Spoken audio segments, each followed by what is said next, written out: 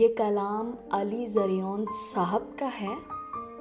तंज़ करना है मुझ पर अजी कीजिए, कर रहे हैं सभी आप भी कीजिए। ऐवी धोखे में ही मारी जाऊं न मैं, इस लगावट में थोड़ी कमी कीजिए। मैं गलत बात बिल्कुल नहीं मानती, मैं गलत बात बिल्कुल नहीं मानती। बात करनी है जो भी खरी कीजिए। आप क्यों कर रहे हैं मेरे वास्ते आह, आप अपने लिए शायरी कीजिए।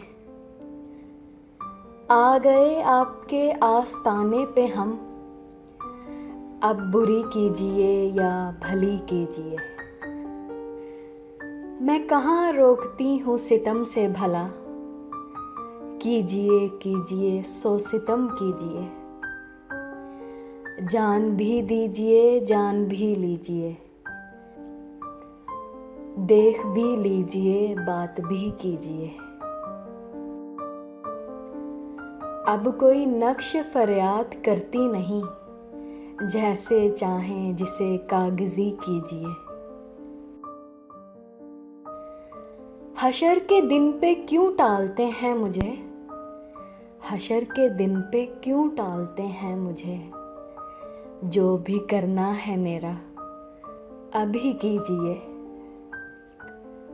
आप इसके सिवा कर भी सकते हैं क्या, गुस्सा जो कर रहे हैं यही कीजिए। चलिए गालिब नहीं क्या हुआ, चलिए गालिब नहीं क्या हुआ, मैं तो हूँ। आइए मुझ पर ताना जनी कीजिए।